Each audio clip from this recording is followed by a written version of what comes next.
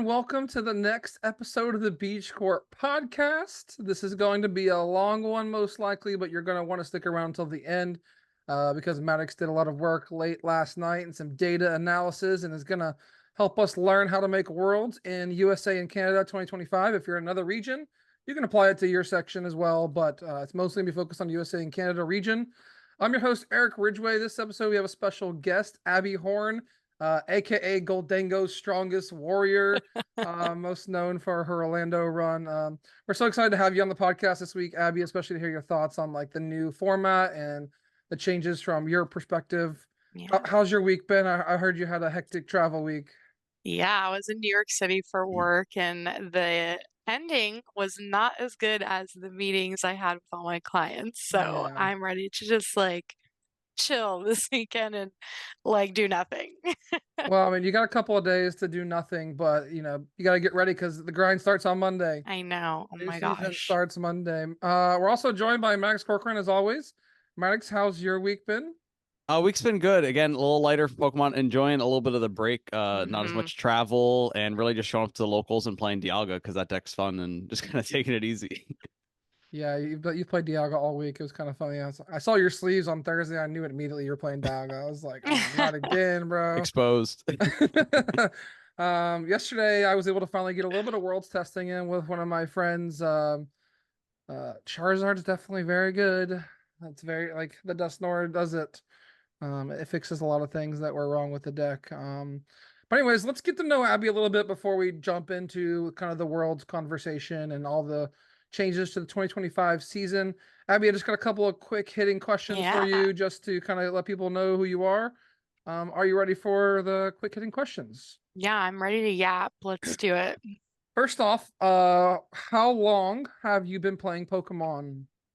Honestly, I think it's been about a year now. I think Jackson and I started playing in probably June of last year because I remember going to a couple pre-releases around my birthday for like the first time and like not knowing anything about the format or what was going on at all. Yeah. So what made you start playing Pokemon? Was it like your love of like Pokemon in general, or were you and your husband just like looking for something fun to do together? Yeah, I mean, definitely the love of Pokemon has been something like throughout my life. I used to like stick the cards in my windowsill and like looking back, Jackson found a bunch of them and they're like these beautiful old cards that are just like faded and disgusting because of how horribly I treated them. But Jackson was collecting a lot at the time and I was just kind of like, oh, like that's cool. It's changed a lot. But it was really my little brother. He was doing a lot of competitive play at locals over in Oregon, and we tuned into our first regional stream, and we both just looked at each other and were like, what in the world are these people doing? What do these cards actually mean? Like, what is going on? We really wanted to learn so that we could support my brother Nick and just like thought it was really cool. So I really think it was like 2 days later, we went to the game store. We like looked through all the bulk, got a bunch of cards, and we sat down at the kitchen table and we taught each other to play. And it was like all uphill from there. I That's think it's so cool. yeah. Like again, you just supporting your brother. You hmm as a couple learn the game together, but then also Yeah. right like the dichotomy of okay, hey, you're watching the stream and like, oh, what are these people doing? To then later after Orlando, you're like, oh, look, I'm one of those people on stream, I and someone's know. watching me, being like, what is she doing? So That's it's full circle, right? the craziest thing we were showing like my mom and dad and some of our like oldest friends and they were like what is going on, what does this mean, what are you doing? That's funny. So Yeah. it's fun. I hope that other people kind of see that and also take that and like, hey, like she's doing it, so maybe I should also learn to Yeah. play and like give this a try. Yeah, I mean, being Gholdengo's strongest warrior, you definitely were able to get yourself on stream, and Oh my gosh. and it was a lot of fun to watch you on there. I'm glad that was able to happen for you. Yeah. So being Gholdengo's strongest warrior, the next question comes: what's your favorite Pokemon, Abby? Ooh, that's a tough one. I collect the cards for all of the like dumb looking Pokemon. So like Like Giraffe Rig? Slowpoke, yeah, literally like Slowpoke, Psyduck. I think I collect all of the Diglets, the Doug trios, like Oddish, anything that looks like it has not a thought in its brain going on upstairs. Like I would like to have those. So I think beyond Gholdengo, obviously, my favorite as a kid was always Munchlax because of the Deoxys movie, how he was just like following them around, not a care in the world. Like homie just wanted to eat, and I love food, so I think he's definitely my favorite. Yeah, definitely had that movie on DVD and watched I it an know. absurd amount of times as a kid. And absurd. I showed it to Jackson the other day because he hadn't, I think it was one of the movies he hadn't seen like 2 months ago. And he was like, I get it. Really? I get the Yeah. Munchlax. I get it. Yeah, like I don't know if I've ever seen that movie also. Like It's like one of the best of the old I was a big, era. like growing up, I was like a big TV show person. Like every Mhm. Saturday it was like lock in from like 8 o'clock to 11 every Saturday for like Yu-Gi-Oh, Digimon, Pokemon. Oh, Like yeah. all the shows Saturday morning was like that was my Saturday morning. Oh, yeah.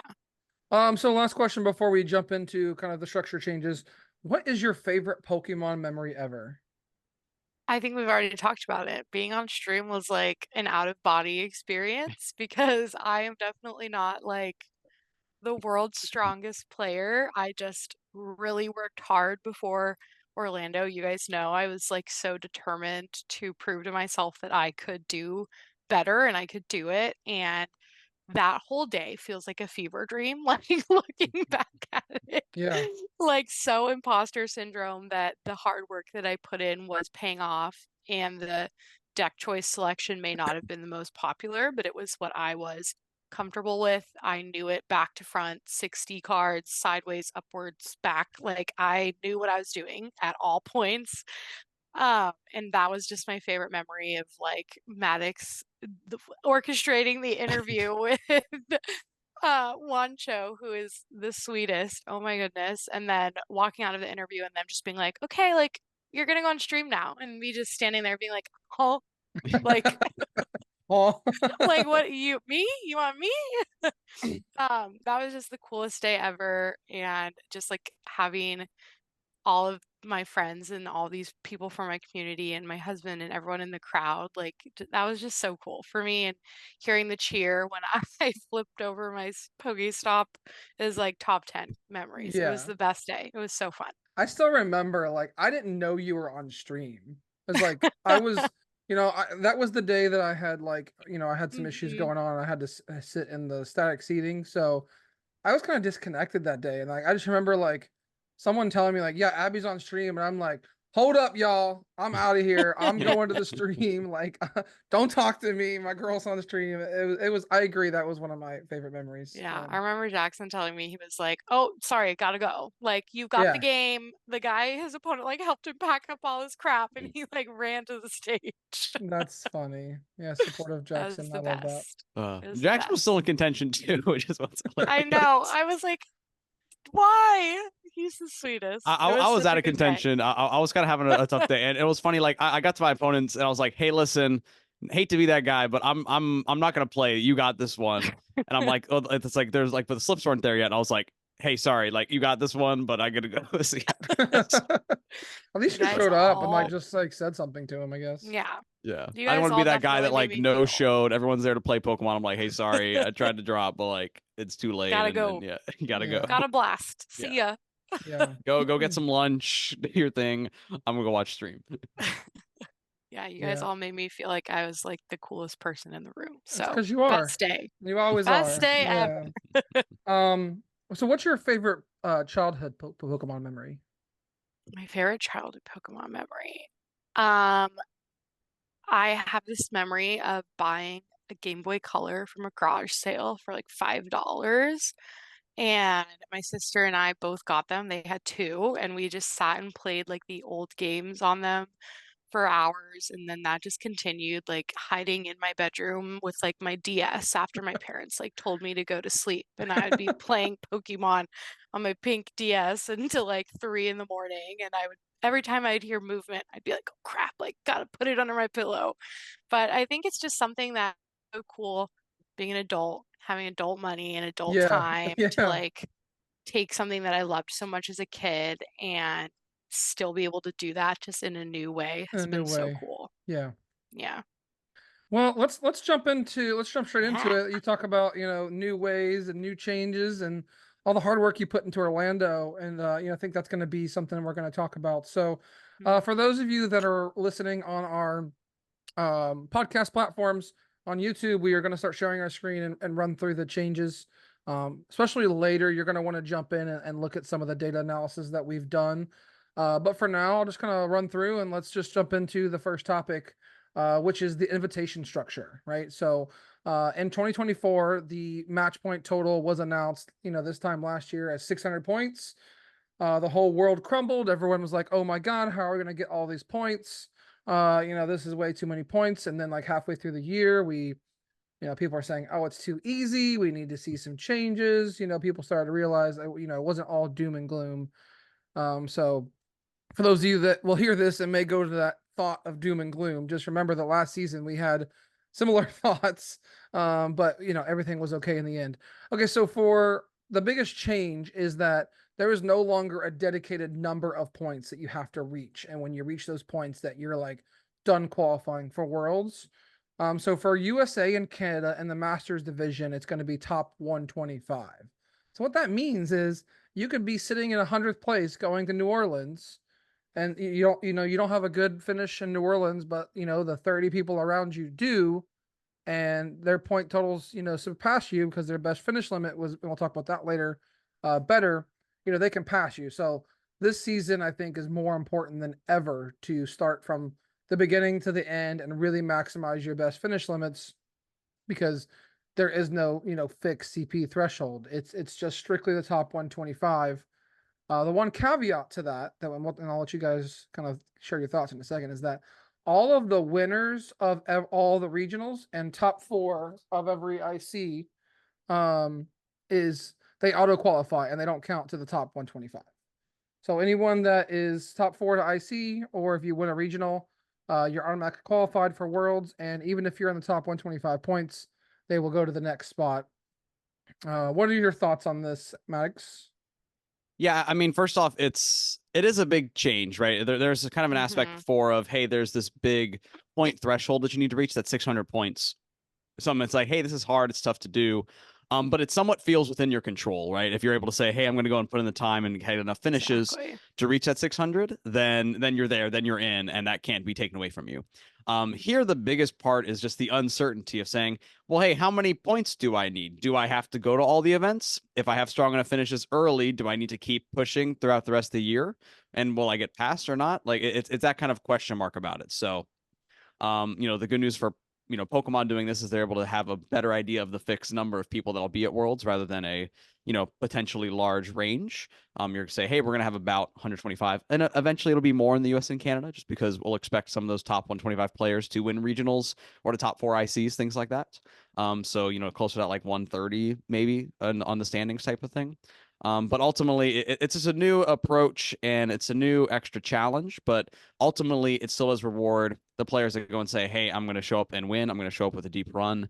And those players are going to be rewarded by having very, very strong finishes, putting them in a strong place in the standings. Yeah, I definitely think the addition of it's more so like a moving goalpost now. It's not like a set in stone number, which I think has good things and bad things. I think the biggest thing that has stood out to me hasn't even been from my perspective as a master, because Jackson and I are dual income, no kids, I work remote, I have PTO unlimited. Like I can dedicate the time if I want to make this a priority. I think my first thought was of the masters and the or the seniors and the juniors, like kids, that's a lot harder, I think, when you have kids who are doing other hobbies outside of Pokemon. They may be seniors in high school, and that SAT weekend might fall on the weekend of a last regional that they need to secure those points to go to Worlds. Like, I think more so from that perspective is it's a bigger change, I think, for those two divisions than it might be to be a master, kind of looking at this new system of moving points. You have to really be on it from Monday when the new season starts going forward. As a master, you're in a lot more control of that than you are if you're relying on your parents to kind of help fund and kind of take you through this whole season. Yeah, I agree. It's going to be tough on the juniors and seniors, and I mean, even if you look at like Oceania, Hmm. I know the Oceania player base isn't that large, but like their regionals are a couple hundreds and of people usually. Like 20 is like very low for that region. And Abby, I know you're from kind of Australia. You have some Australia ties. What like do you have any thoughts on like those numbers for Australia as a whole? It's kind of shocking. I think obviously I went to high school there, just so everyone knows I'm not born there. But it's a bigger country than I think a lot of people are aware of, and I think having that large difference is crazy. Like, I was thinking more in the 50 range Right, at right, least yeah, from that area because while it is a smaller player base, they still have a dedicated player base and they just don't have as many opportunities, I feel, right now because it is so like it's like a 16, 17-hour plane ride to come anywhere close to North America.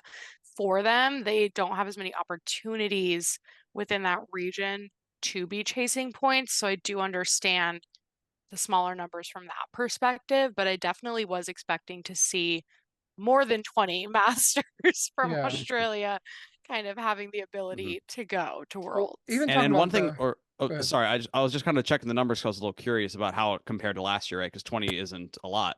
Last season or in 2024, the point threshold was 300 championship points, and there are 125 Wow, players from Oceania that got it. So now wow. pare down 125 to 20. That's For actually the crazy. U.S. and Canada, we saw about I think 250 So it's like players half. qualify. That's Yeah, kind of cut in half to yeah, That's like a clean 125, cut. Yeah. yeah, kind of like a clean cut in half. But for Oceania, right? I mean, this is really just, I mean, it's like 20%. So it's that's a wild. drastic drop down there. Yeah, I mean, I Um, think we'd like even talk about the juniors and seniors again, like 10 juniors and seniors from that region. Like, how does Pokemon say, like, I want to grow the game? I want to grow the competitive scene in Australia, but you're only allowing 10 kids to come to Worlds. yeah. And I think, I mean, and I think the one part that we will talk about more, and I'm excited to see some more about, is that last paragraph right above the championship invitations, where it talks about, this championship point season reward program.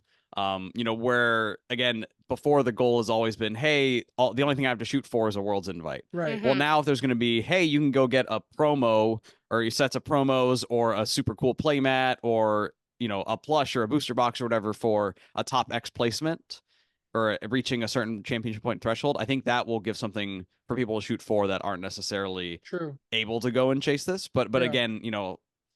again, just paring down the numbers that drastically, That's right? a I lot. couldn't even imagine in the U.S. if it says, oh hey, only 50 people qualify type Right. of thing, right? That would be such Do you a think Twitter sword in the was scale. mad? Twitter would be even more on fire. Yeah. Yeah, I mean, I know we've talked to Henry and stuff. I'm interested to see like kind of the top players take on this. I mean, if they win a regional, obviously they're auto locked, but it's going to be interesting. I don't want to skip over VG before we go to the next section of like the league challenges and stuff because like even for VG they've changed the same structure for VG, which is the video game. Yeah. I think like when you look at like video game streams, like while yes, their player base sometimes their regionals a little lower, but they're getting 1,000 people now at regionals and stuff.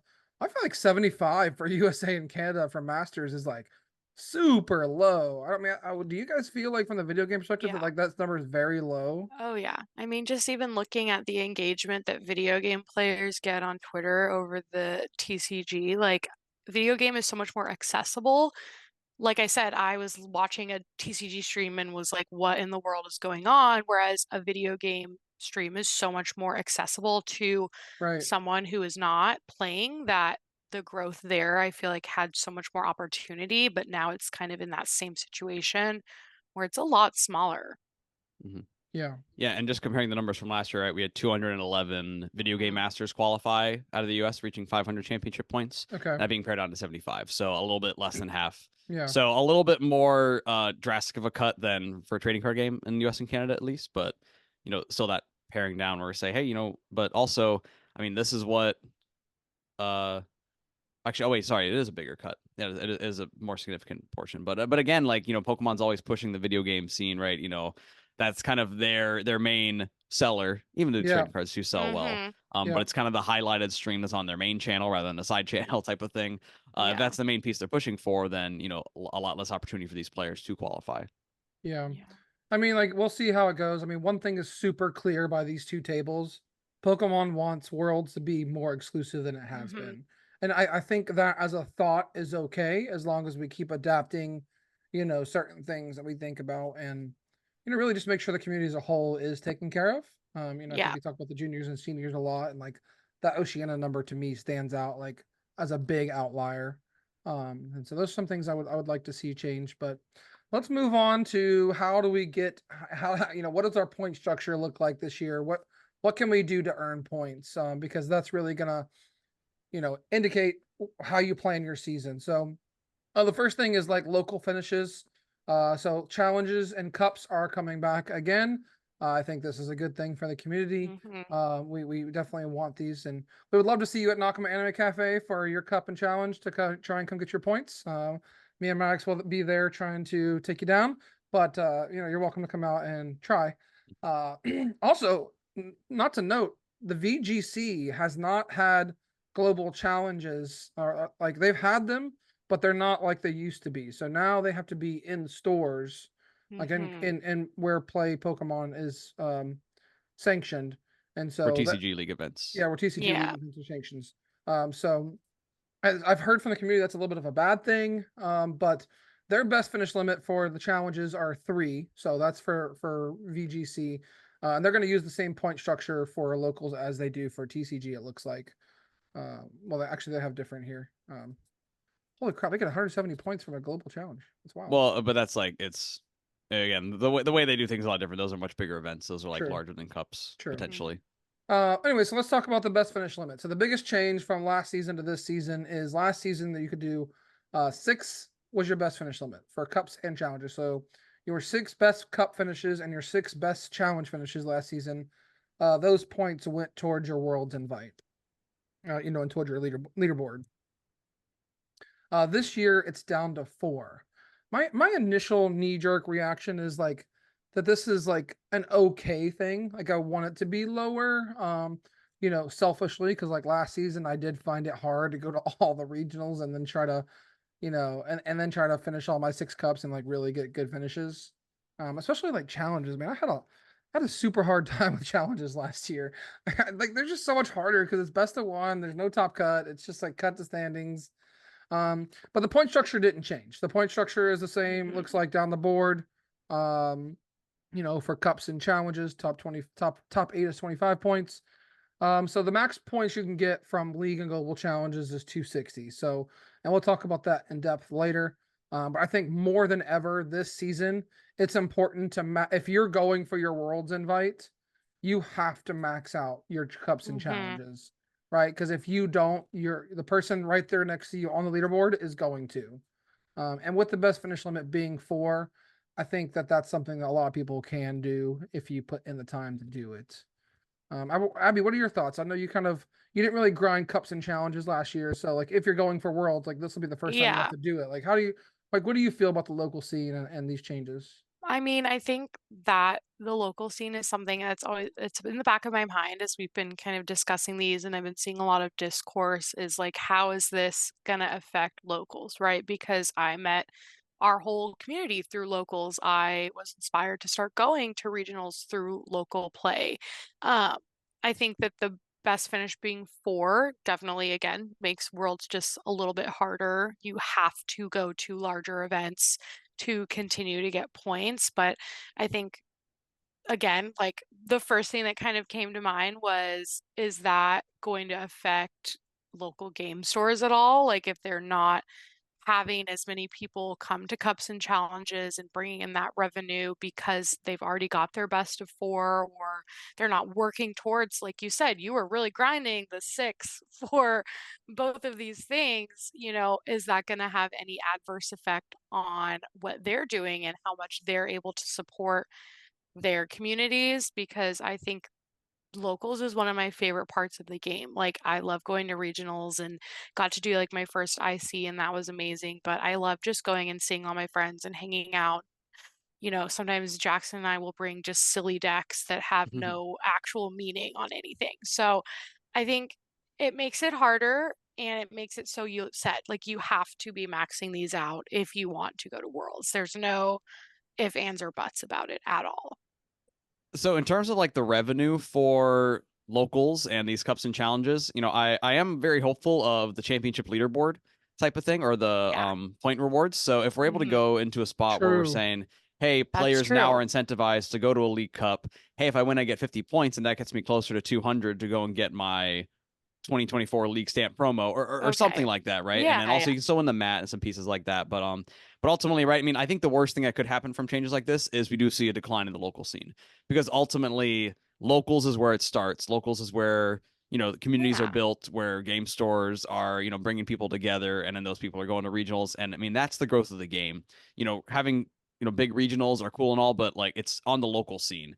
You show up to a local game store and then say, I'm going to go to a regional. You don't go to a regional and say, oh, let me try to find people locally. I mean, I Right. guess maybe you do, but like some people might. But I think really that core growth of the scene as a whole happens at the local level. Yeah. So hopefully, again, I'm optimistic for these changes to be Yeah. announced, of what, the normal player who's saying, hey, I'm not going to go to travel to regionals, but if I can go and win 4 cups, or do well at challenges and go get to those 150 200 points, or maybe they even say, hey, oh, I want to stretch for the 300-point goal, so I'm going to go to a couple regionals, right? I think there's some ways that this could be good, and at the same time saying, if you're a top player that's going for the World's invite, you're benefited by getting all your points. But again, if you have strong enough regional and international finishes, like Yeah. we'll talk about, you can compromise some of those local points because it's not as big of a percentage of like your potential point earning. Right. I think that's Go ahead, Abby. no, I was just saying you're so true to keep bringing up like that. I feel like that is just another question I have is like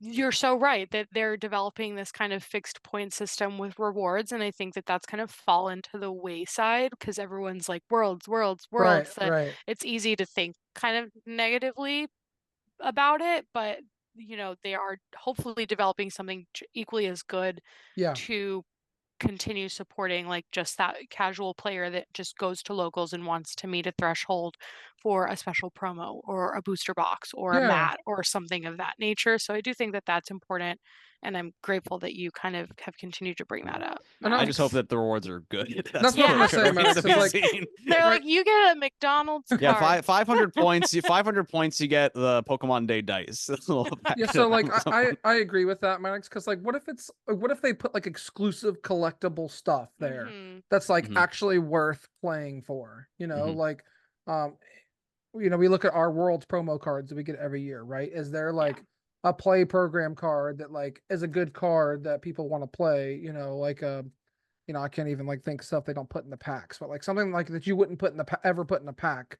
And mhm. hey, here's this play Pokemon card that's like very exclusive and very rare, Yeah.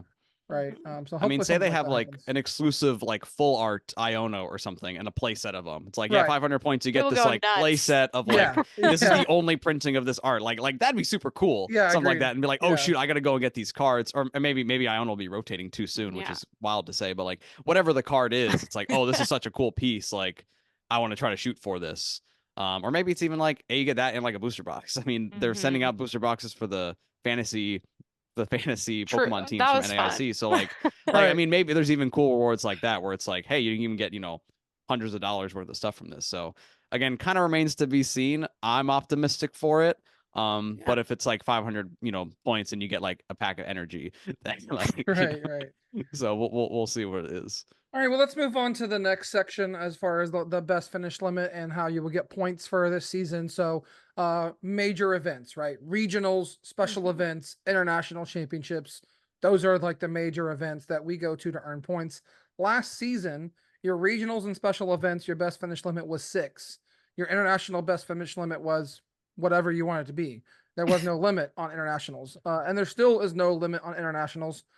The big change this season is that you still have 6, but now it's combined between internationals and regionals and special events. So you'll see a little bit more value on things like special events that may be a little bit smaller. And you can go, win, because even if you win a special event, that does count towards the auto qualifications.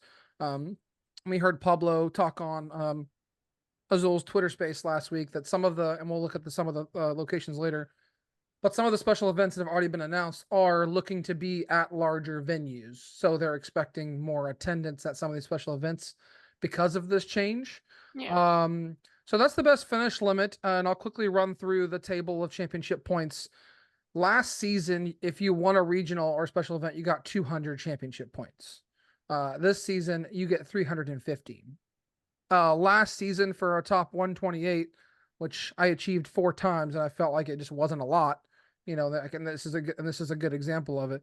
Was only 40 points, so now it's 80 points. So it's like Pokemon is starting to scale the point structure to reward better finishes at these large regionals, because I think they're understanding that like it's very tough. And like when you look at this, right, last year the biggest issue was I would play 15 rounds, you know, make a day 2 and finish in the top 128, and I don't even get my League Cup points, like a League Cup win. Like you know, and like that's just like that. I think they're starting to understand that that's not okay, and you'll see that the point threshold for League Cup wins is at 256. So top 256 or better, you feel like you've won a League Cup or done something substantial. Yeah. So they're really scaling this year and rewarding the better finishes. Maddox, what are your thoughts on this table? Again, like you said, scaling the regional points, I think, is the biggest, most welcome change. Especially that, again, like we said, you know, you would go and play all day, and you know, you needed top 64 to get 50 points, and you got 50 points for winning a cup, right? Winning a 4-person cup or winning a 100-person cup or winning a 20-person cup, it didn't really matter. It was still that same point threshold. Now that the regionals are so big, you know, you're rewarded for those higher finishes. You know, going in and okay, top 64, that's 100 points, right? Doubling the amount of points that you get. And really also relatively putting them on the same scale or closer to the same scale as an international. So for example, a top, you know, 512 at an international, you get that 80 points. You know, while it's hard, while, you know, might be harder to do, you could argue different ways at a regional, but getting 100 top 128 at a regional will get you equal to that top 512 points at an international. So since there's a best finish limit combined, you're not necessarily saying, oh, I have to get 6 regional finishes plus 3 international finishes. Saying, hey, listen, if I can't make it to the internationals, then if I do well enough at a regional, I can actually replace that international finish. So again, you know, there's merit to saying, oh, okay, well, it's harder to do one than the other. Or, you know, there's still an advantage to going to international where you have that potential to earn more. But again, having them be a common pool, I think the worst case scenario would have been that in order to get top 125, that there was a separate threshold of 3 for internationals and a separate threshold of 6 for regionals, because then it's really rewarding those that can make it to international championships, because it's basically, you know, points that can't be earned by other people. Now, if you go to enough regionals or special events, you can cover for not going to or not getting points at all the internationals. What are your thoughts, Abby? That's great. I mean, I agree with Matt. I feel like that was like so well stated. I mean, I also like Orlando made day 2, didn't have the best day 2 showing, got no reward, no points, nothing out of it.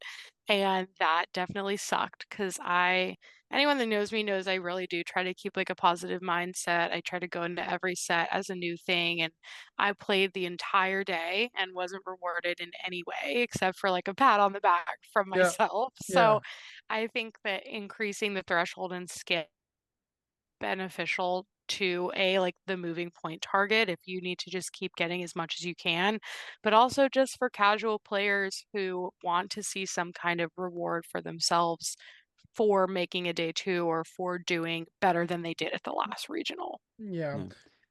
With the sorry, go ahead, Max. You know, I was going to say, to that point, right, and we'll talk on it a little bit, you know, there's been increased pricing for so many placements. Exactly, yeah. Where before you'd play in day 2, you needed top 64 to get packs. You know, now there's even pack incentives out to 512 in some cases. I would love some packs.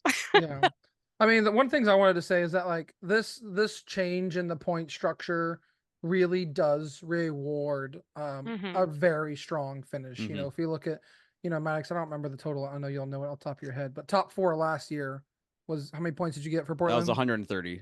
Yeah, so you got 130 points, and like that was more than double. like a super big accomplishment for you. But like, I remember there was a time when like you hadn't qualified for Worlds, and like I was ahead of you, and even though you had a top 4, it just like it didn't seem right.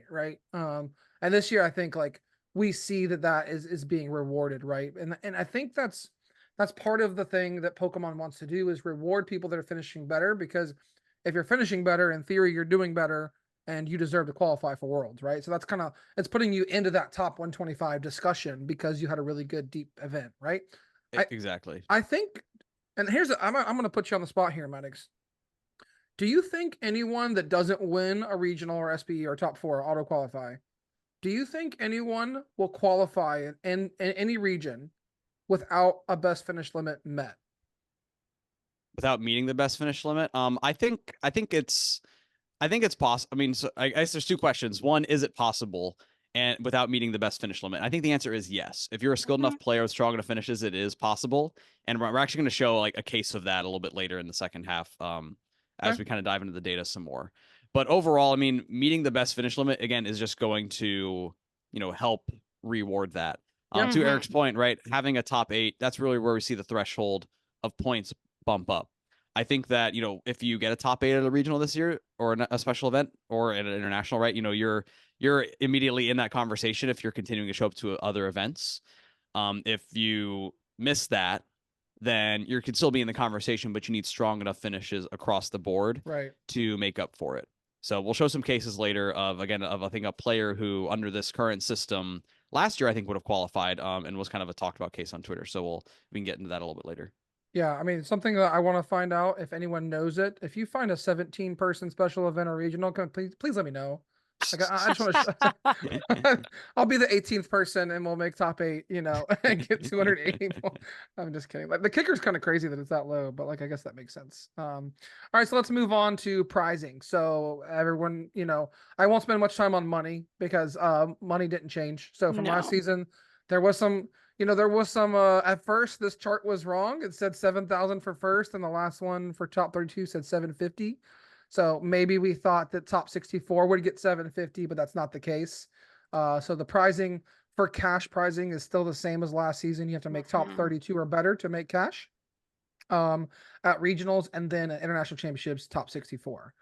So the one thing that did change is booster packs used to only go to top 64 last season. And as Abby and I talked about, and I felt it a lot last season. I had made multiple day 2s and like got nothing to show for it. And it was very frustrating. And, I was the one coming on this podcast. Day 2 has to mean something, like something has to change. This seems to be the solution that Pokemon has come up with. There still is no like, hey, day 2 means something, because you don't just get something for them. But when you do make day 2, you can improve your standing and make more packs, and at least you already get packs, so you don't feel like empty-handed. So the very top is the kickers, right? So we'll talk about larger regionals, because that's where we are. So if we get under 512 players, which is very rare at a regional, pricing goes all the way down to top 128, and you get half a booster box. If we get 1,024 players, which is, I think this category 500 to 1,000. Like this is also a category we don't really hit much in America, but this will probably matter for Europe a lot for any of our European listeners. You have pricing down to top 256, and you get 9 packs. Like, hey, 9 packs is 9 packs. 9 times 5 is 45. It's $45 back. Essentially, right? And so. And then you look at, okay, here's where all of our American regionals are probably going to take place. And this is in the 1,025 category to 2,048 people that attend the event. You have pricing all the way down to top 256. So you're going to have people that don't make day 2, but that have a good performance that will walk away with something now. And I love that. They'll get 18 packs, half a booster box. If you make day 2, you'll probably be closer to this top 128 category, and you get a whole booster box, like a sealed booster box of like the recent stuff. Like it is great, right? I mean, we love opening Pokemon cards. I know there's, we're all somewhat gambly here, especially Abby's husband loves opening him some Pokemon cards. So he's gonna love this more. What do you guys 100%. think? I mean, I'll go through the one last category. They did kind of put one more category here in case we do pass the 2049 threshold. I wouldn't be surprised if we did. Yeah, we've passed them multiple times. Yeah. Season. So if that happens, like I think Orlando did, down to top 512 gets 9 packs. Like that's just cool. Like this is good. Like if I look at my finishes last season, I would have walked away with 5 booster boxes. So that'd have been fine by me, and instead of walking away with nothing. So yeah, I like these changes a lot. I still wish there was something here for day 2, like a day 2 promo or something, and maybe they're still going to do that, right? Like maybe they have more coming. Who knows? But Abby, what are your thoughts on this? Especially because when your husband, like, have you talked to him about this, and how does he, how does he feel Yes. about getting packs? Excited. I think it's like that physical reward almost. Like you have something to show besides a pat on the back for doing well or doing above the average. And I also just think it's fun. I mean, hey, you might open and pull something crazy and Mhm. like make your money back for that you True. spent at all the vendors over the weekend. So I think it's just fun. I mean, especially normally you only get it from like going to side events and going to the prize wall. And this Right. just kind of adds like if you didn't get to spend your Sunday doing all that and like farming prize wall tickets, you're still Right. getting packs to open. Yeah. So It's like, hey, you I made think day it's 2, fun. congrats, but you get Yeah. nothing. At least now you get, now you get something. Yeah, I mean, if you're lucky enough, like Maddox, you'll probably just pull an Alt Art Giratina V out of like Oh my gosh. the one Lost Origin pack that you pull or something. Maddox, like, what do you think about the pack structure? Yeah, I think it's great, right? Before you needed top 64 to get any type of prizing, at any regional, any packs. And again, and for a lot of people that especially are maybe local players going to their in-town regional, if it's a 2,000 person regional, right, you're not really expecting to make top 64. That's a very tough challenge to do. You're going to shoot for it, but Yeah. it's not always easy. Now we're Yeah. seeing players that are rewarded that say, hey, I'm going to stick it out, play 9 rounds, end up, 5-4, 5-3-1, something like that. Have a chance to, I guess we'll talk about the day 2 changes, the day 1 changes of the Swiss, but end up, 5-3, or with ties or something like that. They still have a chance to walk away with something, Yeah. which again, for something that is very low cost for Pokemon, they just print more. Obviously there's expenses there. But I like to see them giving back to the community in this regard of saying, hey, here's a little something for, a strong finish, right? You weren't in day 2, you didn't do something super, but you're still getting something, you're still walking away with something physical in your hands, which is always going to feel better, especially for so many people, that went to regionals so many times last year and didn't walk away with anything. Yeah, I was trying to see if they increased anything at the top, and they did not. It's still 108. Yeah. But I think the main changes is around like The bottom. so some of the internationals well, if you hit changes. this is a change. If you get top 16 plus 2049, then you get a case. You get a You case. get the 4 booster boxes. Yeah, but before you only got 3. Mhm. No, you only got 2. Excuse me. You only got 2 booster boxes before. Yeah, I think they increased the top payouts for like the larger scale regionals to like even more than what an international was previously, just by a little bit. Yeah. There's still an overall improvement. Again, and at the top, okay, your top 32 or your top 16, maybe you lost an asymmetrical cut type of thing. You're still winning a couple $1,000 plus 2 booster boxes. So I mean, like, some nice pack rewards there as well to go with the cash prizing. So yeah, I like these Pretty cool. changes a lot. So hopefully we'll be getting some booster packs next season. So Yeah. this is great. Well, like I said, we'll skip all the cash prizing because this is pretty much all the same. Something that did change, I don't think we'll just kind of glance over this pretty quickly. We don't have to go too deep into it, but if you are going for the stipend race, and the stipend race means from IC to IC, if you are in the top 16 or better, you will get $1,000 for your in region and out of region, and it does change at the top. But the biggest change here is like registration issues last season. You have priority registration if you're in top 32 to get into the IC. I would like to see this expanded, I think. Yeah. And this is, and I'll touch on this for a minute. This is the big issue I currently have with top 125 or top X, right? Last season, we had a lot of problems to be able to register for tournaments. I was grateful to never have to experience that. But I had friends who were not able to register for North American International Championship. I have friends not able to register for Europe, and they wanted to go. So I don't like that it's only to 32, right? I think that maybe in your region, whatever top X is, it should be top X plus 50. Get priority registration, right? If you're in the hunt for top X, I think it's fair to give you a priority registration. And the reason for that is like, what if I'm like 100th place going into New Orleans and I miss registration, and then I lose out on my world's invite because everyone below me registered and I didn't? Well, maybe if that's the case, should it not just be a clear 125? If that's like the number, like should the top Yeah, 125 maybe. people not just be able to register so that they can continue to maintain that top 125 ranking? Yeah, maybe. But then what about, you got to think about the people below them that also Well, compete. yeah. We want to Well, compete, that's right? a Yeah. whole other question I have is Mhm. like, what if there's 50 people tied for 125th? Like, how are we dealing with that? But we Yeah. won't have to Yeah. talk about that. Yeah, that has not But been yeah. answered yet, but I'm sure Pokemon will come out with an Yeah. answer. Yeah, but to your point, Eric, I mean, if we are expanding priority registration in a future system, or say even the top 200 people in the region or from that past stipend, get the ability to register early, right? Yeah. Not all of them may be going anyways. Right. But also, if you look at it in the grand scheme of things, we had about 2,600 masters, I think, Yep. at NAIC this past year. If we're giving top 200 in the local region of the IC the chance to register, that still frees up 2,400 spaces for Right. everyone else. So I know there are some concerns on making sure it's accessible for other people to get to. I think that increasing the number, like you said, is a good way to balance. Hey, we're allowing this to be a competitive circuit and giving everyone a chance that's in the hunt to qualify, and also saying, hey, there's still plenty of room for if you only show up to one event a year and it's an international, there's still space for you. Yeah.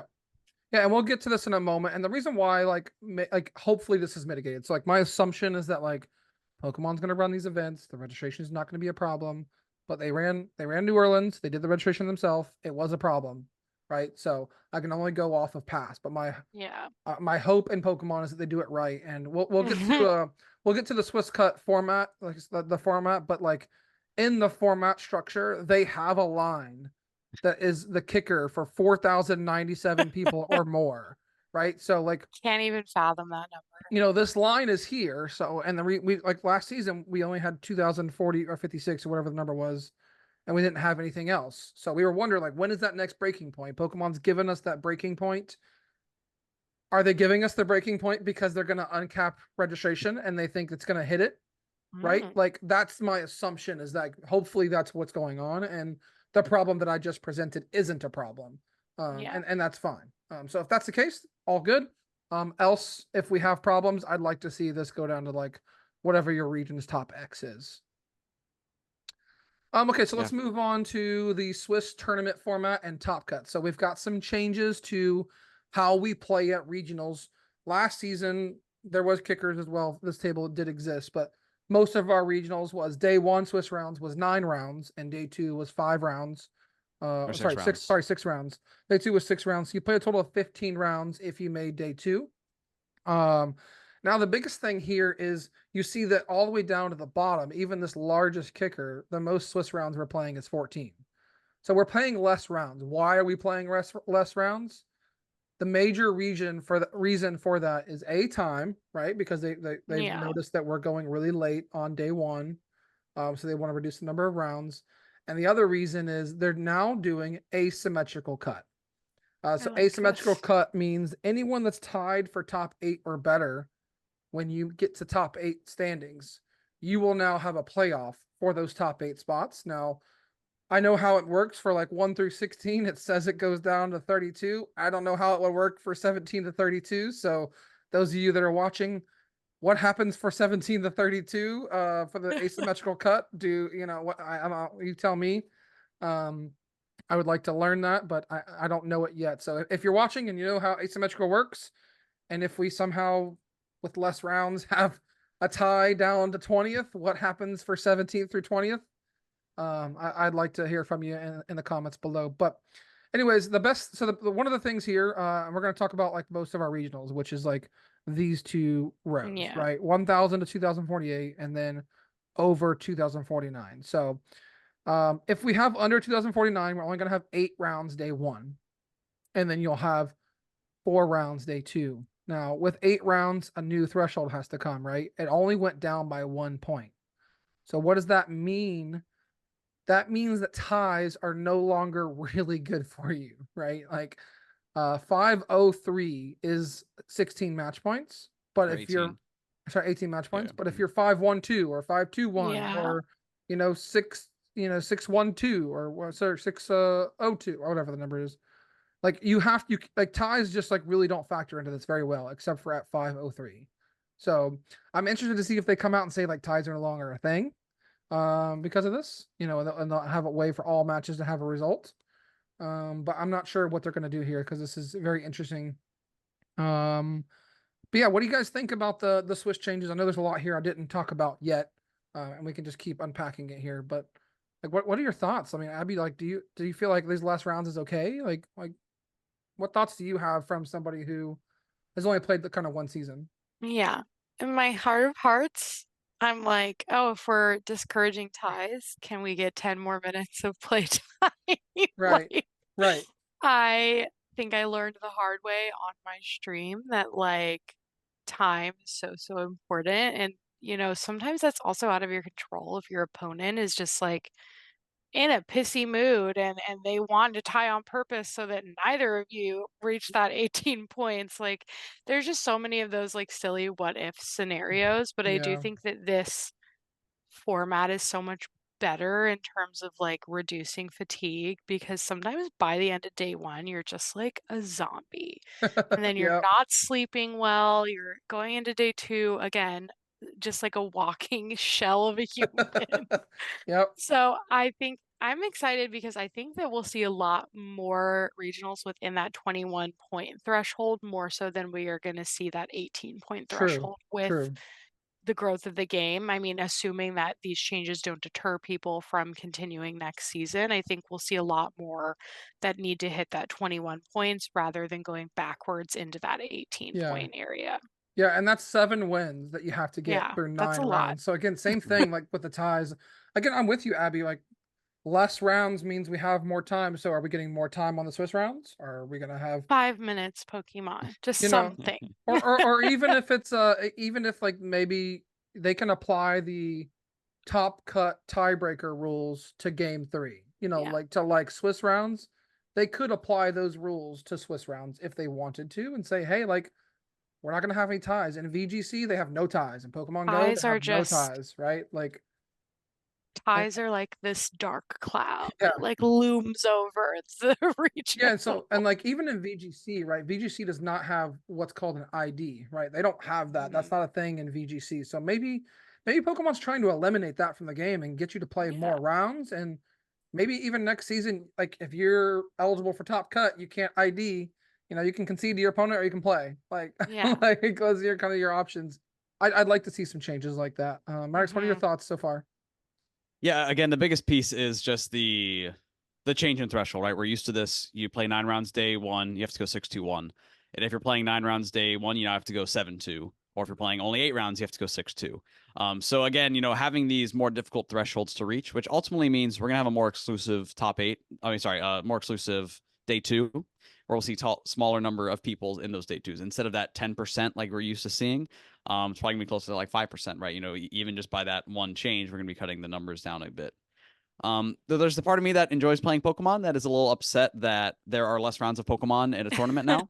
Again, the reason it's less rounds of Pokemon for some. Again, really though, that extra round or two that we're missing is really going to come into play for the asymmetrical top cut, where now there's a Mhm. play in, so there's kind of extra rounds there. So that's where it's going. But for the majority of people, there is less Pokemon to play, which just as a whole, I enjoy a little bit less because we're there to play Pokemon and it's fun and we enjoy those chances to play at a high level. Mhm. Ultimately, again, it's going to be really interesting to see how this plays out throughout the season.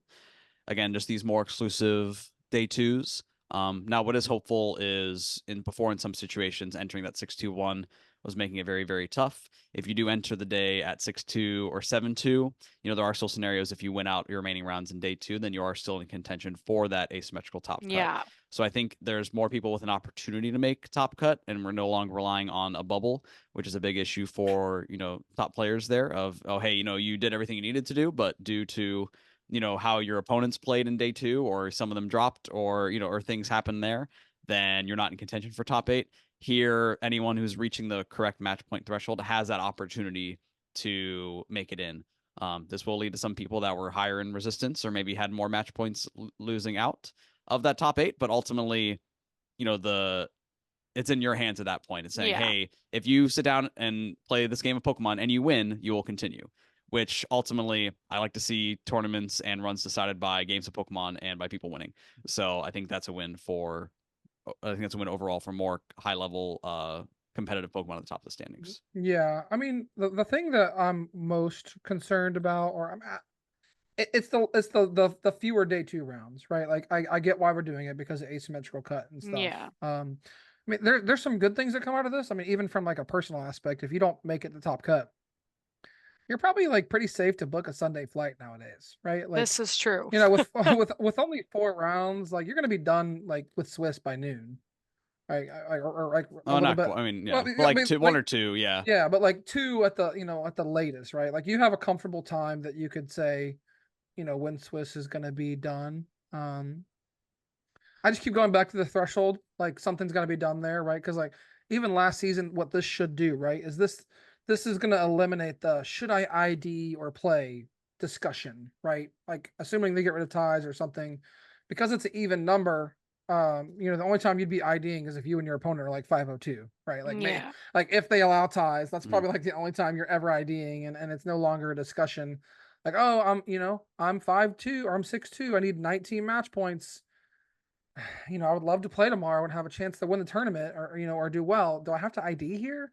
There was and there's tournaments like where I just want to make money. Like there's like I want to finish as high as possible.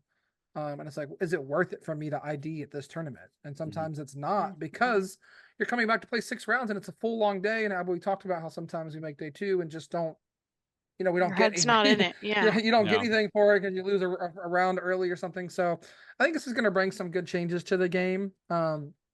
One thing I'd like to see, and I'm reading here to make sure I didn't miss it. Okay, no, I'd like to see this kind of asymmetrical and stuff. I'd like to see it come down to cups.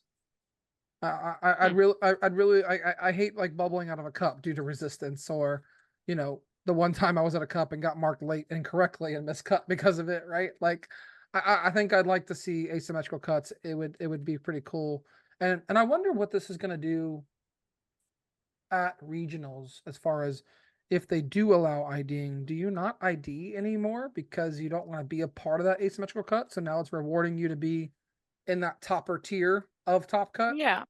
Like that's gonna Yeah. have some interesting impacts. Yeah, it's going to change, and we'll see how things play out. Again, it's the same format for the World Championship as well as those first few regionals. As the season goes on, we'll start to see how players act towards this. I think it's going to be very matchup dependent. If someone says, this is a tricky matchup for me, I'll take the ID and just kind of take my chances. Yep. If someone does have the matchup knowledge and say, hey, I can win this matchup and put myself out of a potential play-in to top cut, then I'm going to go do that. So it'll be interesting to see. I'm excited to see how this plays out. Yeah. So let's talk about where we're going to play. We've got the first half of the schedule officially announced. There's a lot of rumors on Twitter about where we're going to play. So they have announced tournaments for Europe, for America, for special events down in Latin America and things like that. So I'll focus mostly on the the American events that we'll be going to. The first one is going to be in Baltimore on September 13th through the 15th. I'm excited to eat some crab. Wait, do we have the NFL schedule yet? Eric's whole thing is, if I don't make day 2, where can I go and watch a Where football can game I the next go day? eat? Wait, September 8th. Hold on. We have a schedule. 15th. Who are we looking for? Looking for the Ravens. Where are you at? They're at home. Yes. Is this preseason? No, this is regular season. Let's go. I feel like that's like a week. All right, or I'll be in top cut, but you can go to the game. Yo, Mahomes. Well, it starts at 1, right? So like you go to day 2 and like you play your first 2 rounds, and if it's not well, you're like, I'm out. Yeah, but I'll be in cut. I'll be busy. No, I know. I'll meet y'all after the game. I'll be eating crab. So I'm very curious what Andrew Mahomes gonna do because he wants to go to that game. He's a big Baltimore Ravens fan. For anyone who doesn't know, who are they playing? They're playing the Raiders. So the Raiders. Oh wait, I might have to go because of Gardner Minshew. Hey, Minshew, the stash. Yeah. Anyways, I love going to football games and stuff on Sundays if possible. Anyways, so we're going there. The next American regional is in Louisville. Louisville. No one's ever called it Louisville. You just know. offended so many Kentuckians.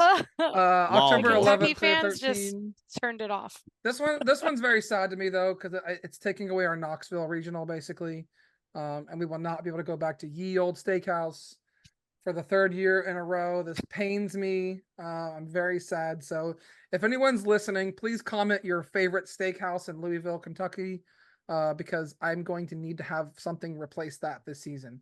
Wait, sorry, you just offended all the Louisville true homers, now and then you you want ask them them for to- recommendations. Yes, this is true. Yes. So we have that regional. You guys excited to go to Louisville? I've never been to Kentucky. Sure. I Yeehaw. went once in college for the Gators versus Kentucky. But I didn't really have much Mm. chance to explore, so it'll be exciting to see. True. Again, I'm gonna eat the local whatever is there. It's gotta be barbecue, right? Probably barbecue. Yeah. Can't go wrong in Kentucky. Can't go wrong with some barbecue. The next American regional is on November 22nd through the 24th. So this is the week after the Latin American International Championships and the weekend before Thanksgiving. So this one's kind of a tough one out on the West Coast for us East Coasters. Um, I wish it wasn't so close to Thanksgiving because like the flight prices are going to be higher just because of that. Flying on the weekend before Thanksgiving. Always expensive. But I'm happy to see. I know everyone said Sacramento's a great place, and I'd like to go. And I know one of our friends, Dre, is from there, so maybe we'll come out there and stay with you, Dre. And Dre's out in Fresno. They used to have the Fresno Oh, regional, right. but not too far for them. So Oh, that's right. Fresno. we got that's some right. folks out in there You're right. My in bad. Cali. And then the last one that's announced, and I don't love the dates of this one, but we're going back to Toronto. I had a great time in Toronto last year. But it's December 13th through the 15th. It's going to be very cold. Yeah, we were in Toronto in October before, where it was still like cold, but it wasn't like snow Yeah. risk. Love Toronto. Like I've been looking for any excuse to go back there. I'm not super excited about December, but we'll make it work. Like if And you when want you're to looking go, at the if you want to go if to you're looking at Niagara the two Falls, December you events, can't. wait, if you're looking at the two December events, right? It's like, the weekend before I can go to Bogota, Colombia, which is very close to the equator, is gonna be very warm in December, or I can go to Toronto, where it's gonna be freezing. But again, there's a ton of great players and a great community out in Toronto, so I'm happy to see they continue to have a regional hotspot that they get to enjoy. Yeah. Well, regional cold spot, we should say, but us Floridians will make do if we make it up to If we make it can, up right? across the Like, what border. if the flights are canceled because of snow, right? Like, that's going to be an issue. That's not a thing. It is a thing. That is so a thing. So, I mean, I've never heard of a flight getting canceled ever. Comment Yeah. below if you've ever had a flight get canceled. let me start 2 commenting. days ago. Let me start commenting. Pittsburgh last year. Yeah. Oh boy. Anyways, I'm sad about this because I do want to go back to Niagara Falls, but like I don't know if going to Niagara Falls in December would be a thing. It's kind of tough. It's gonna be cold. It was cold in October last year. It's gonna be colder. Yeah. But it's so cool there. Abby, any regional stand out to you that you're super excited for out of those 4 or 5 if you count I'm Bogota, excited to go to Baltimore. Baltimore? I want to eat some crab. Yeah, Baltimore's good. No, Baltimore's I've good. also not got to spend a lot of time there. I don't think I'm going to be able to go to Columbia or to Toronto, which is kind of a bummer. Oh no, why not? Well, it's not a bummer. I'm going to go see Taylor Swift in Vancouver the weekend of Columbia, and I have a That's bachelor pretty cool. party after that in Scottsdale, Arizona, where I will be nice and warm. That's There fair. you go. It will be cold for you. You Max, can be what's your cold. favorite one that's announced so far? Oh, for me? Yeah. Let's see. I mean, hope we get to honestly, go to like, San Antonio again. I I'm- will say. Yeah, I'm excited to see some of the second half regionals because there's some cool other locations that we've Mhm. been to before that haven't been mentioned yet. I'm kind of excited to go to Louisville. Like, it seems like a Yeah. neat spot that I haven't really explored too much there. Yeah. Might try to go and drive around there, and also maybe even make like a trip up to Chicago or something around then. So kind of Yeah. trying to put together some Little plans for there. trip. But yeah, excited for. I mean, really just excited to get back out there. I mean, Mhm. Baltimore I'm looking forward to because it's first one of the season, which is always fun. Good to see everyone back out there, get the grind Yeah. started.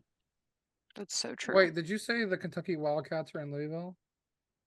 I'm pretty sure, yeah. More football.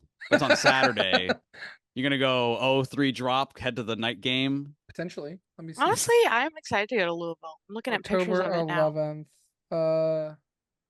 Yeah, so they play. Oh, they play at home. They play Vanderbilt. But Vandy's not that good. But are they in Louisville? Well, I don't know what's worse, going 0-4 at the regional and dropping, or having to watch Vanderbilt.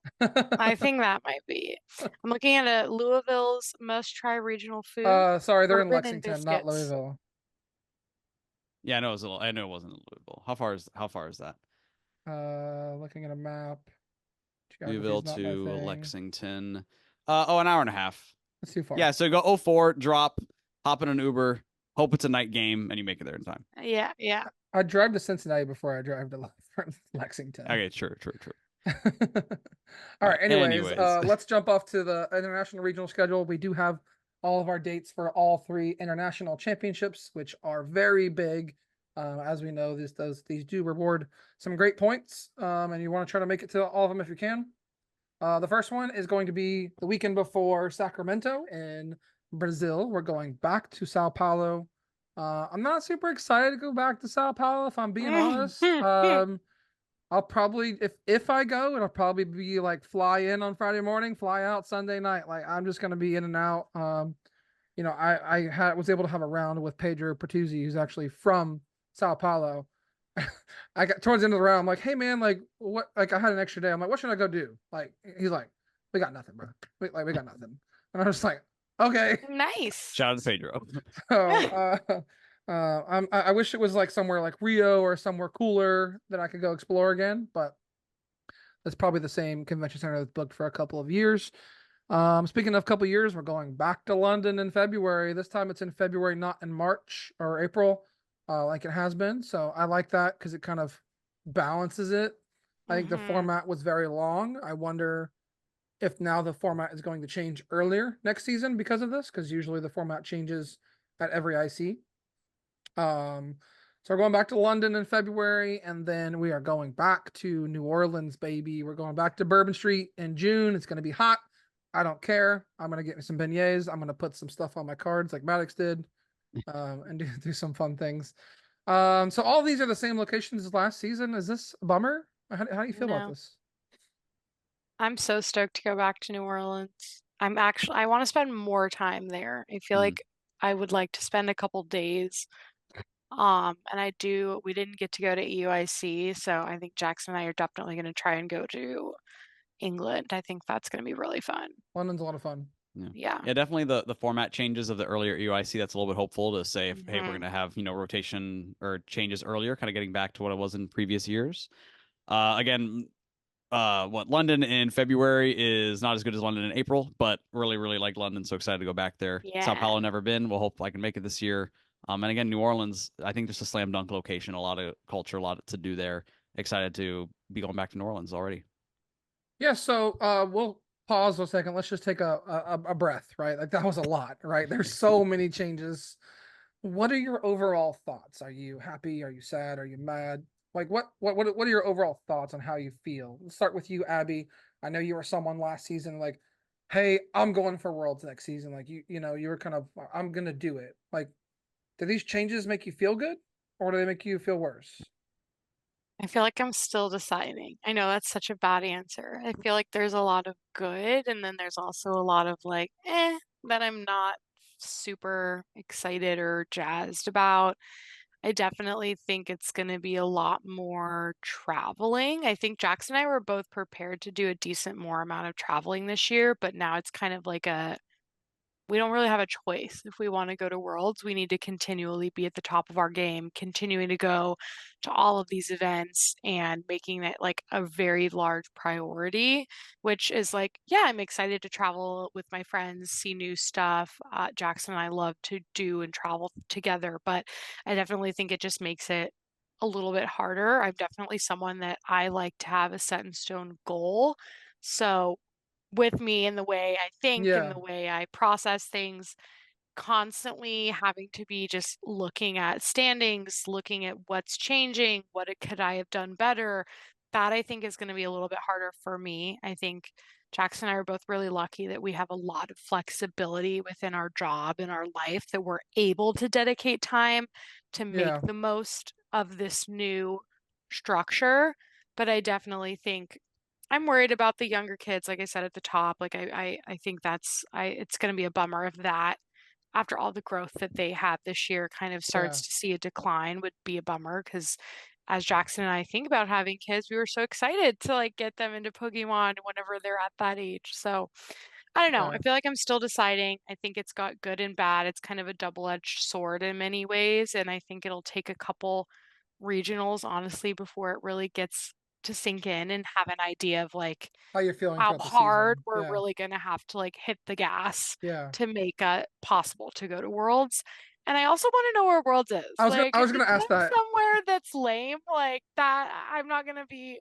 spending all my time to go somewhere that I Yeah. don't want to go. I was gonna actually ask you that exact question. Like, is the world's location going to have an impact on how hard you Yeah, go? Like, right? I think it will. Like, Okay. I'm sorry if it's in San Francisco. No. Yeah. Yeah. Well, to be fair, right? There's no pure regional Peoria worlds, maybe. Shut up, Peoria Max. Worlds could very well be a thing. Bro. That's something Jackson and I have both talked about, though. Like, I think the location definitely, like, if it's somewhere really cool that we've wanted to go, that's just an extra Like added Berlin, incentive. please, Like, Berlin. yeah, like it's just an extra added incentive Yeah. for people to want to work hard and spend more money behind it to do it. So I don't know. Yeah. I think I need to see how the first few events of the Okay. year kind of take shape before I really have a definite opinion. I think there's good and there's bad. Are there TLDR. yeah, TLDR, it's good and bad. Are there any specific things that you want to call out on changes that you believe from your perspective that need to change? Put me on the spot. I just think having the moving goalposts is a lot harder for Yeah. me personally, and the way that I operate and the way I think, not knowing that the best that I'm doing is going to guarantee me a reward Right. is hard to swallow So for would you sure. rather have a moving goalpost or an exorbitant number that's very, very hard to attain and like maybe only like 80 people obtain it? Yikes. See, Like, that's even worse. I'm right? like, if they're putting it at 1,000, that Right. like we were talking about before we got started, like 1,000 feels like a huge number. Yeah. But again, like they're raising the bar of what points you can achieve. But I don't know. I almost feel like I would rather have a set number Okay. than, especially because, like I said, I still don't know what are they going to do if there's 75 people at the same points at 125. Like, how are we going to Yeah, I be think it's a little bit unlikely though. doing that?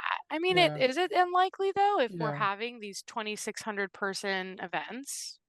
I mean, you look at last No. season, I think like the leaderboard at 125, there wasn't a tie, right, Medics? So we'll just, I don't No, I know. don't I think feel so. like I need to Yeah. know more. I feel like I Okay. just have to see how it plays out before Good I have. good to hear your perspective. I appreciate Yeah. that. Maddox, final thoughts for you before we move on to the meat and potatoes. Yeah, I mean, for me, right there's a lot of good and bad here. I think the good and ultimately the reward is if you show up to an event and make a deep run, make a top 8, top 16, you're putting yourself in a very good spot. Who these changes hurt are the people who are able to attend quantity of events but not always get that stronger finish.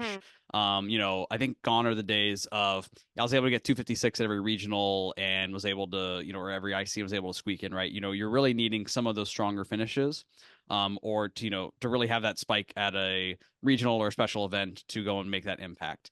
I think a lot of the changes like around in the system are good. Asymmetrical top cut, giving more players opportunities to fight for their chance to make top cut, expanding of booster pack pricing farther Mm-hmm. down the standings, as well as this kind of future of a championship point threshold program makes it easier for people to have a goal to shoot for that isn't necessarily top 125. Mm-hmm. Ultimately, I think the season's really going to come down to if you can play well, if you can spike those regionals, if you can show up and do consistently well, you'll be in. And then if you can't, you're probably not going to make it. Yeah. And That's okay. that's a bit of a departure from how it's been. Yeah. But I think in a regard, that's okay. You need to play well to make it. And some players are of the persuasion that says, hey, if you want to make it to the world championship, you got to be able to compete with the best. And if you can't compete for the best, Yeah. then you're not able to compete at the world championship. Any specific changes, Maddox? Again, kind of like Abby, we kind of need to see how things play out a little bit more. I think the change that I'll be curious to see is mainly around the asymmetrical cut and the day 2 Swiss changes. Yeah. The way that I'm looking at the Swiss changes is that I want to see a world where anyone who's entering in day 2 has a chance to make that asymmetrical top cut. Mm-hmm. If we're running into situations where you enter day 2 at 7-2 or 6-2 if it's a small enough event, I think the way they're doing it is math wise that anyone who goes 9-2 or 10-2 is able to make it into asymmetrical cut. If that's not the case and players are able to ID and kind of manipulate the standings enough that no one at that X2 record makes it in, I think that would be a bit disappointing because then you have people who are playing all day 2 without the ability to make it in top cut. Mhm. Again, we're gonna need some regional data to kind of play out and see how that'll actually go. Yep. Yeah. Yeah, so for my overall thoughts, I love all the changes for the most part. I mean, I don't love a top X, but I understand why they're doing Mm-hmm. it. For me, I don't have any problems with anything they've done. My only quarry is the registration problem cannot happen this season. As No. as long as that is not a thing, then I think all the changes they've done is fine. But as soon as registration becomes a problem, you're gonna see so many Issues. scenarios where there's issues, and like that just Yeah. cannot happen. So I'd make sure that registration is not an issue, or and if it is, you make a quick change and say, hey, like all the top X people, like you're guaranteed a spot at all events, right? And like that's what has to happen. So that's one change I'd like to see. And the only other change I'd like to see is, I'm just going to keep honing in on this because I always do. Day two needs something extra, right? Because again, it's still yes, the prizing that you came down to was cool and all, but I can still make Yeah. top 256 by not making day two, and I can still get top 256 in day two, right? I, as making day two, need to be rewarded for Mm-hmm. achieving that match point result and it not just being, oh, you've got an opportunity to make more, right? Like that's Yeah. like that's not the answer that it needs to be. You can do a promo card, you could do something, especially with day twos Yeah. being smaller. There's no reason they can't do anything extra. So I like to see that changes.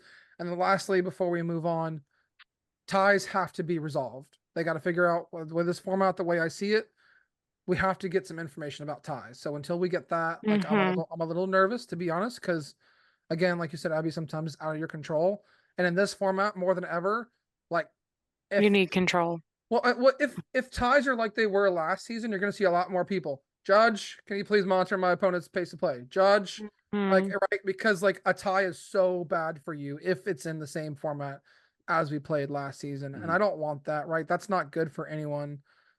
We don't want to call judges on our opponents for slow play and stuff, and um, it's not always that they're slow playing. Right, sometimes they're just new to the game and they love the game and they're playing Pokemon. Right, like especially round one. Like you could really hit like anyone that's coming to their first regional, and like this is a very big experience for them. And I don't want their first experience to be me Yep. asking them to pick up their pace of play or calling judge, right? Like that's not what I want.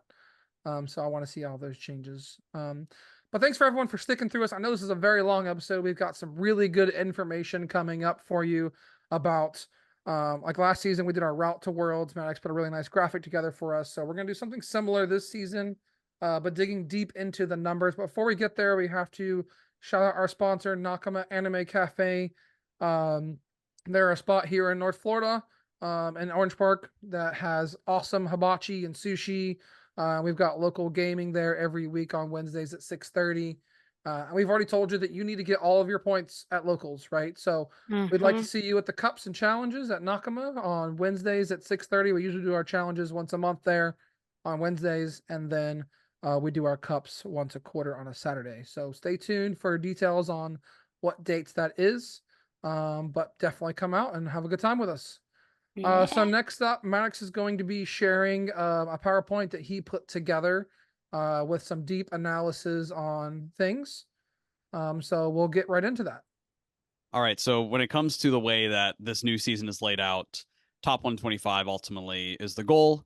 And again, it's not as clear of a moving basis here, but what we tried to do last season, what we're doing again this season is, trying to detail our best look at the route that you need to take.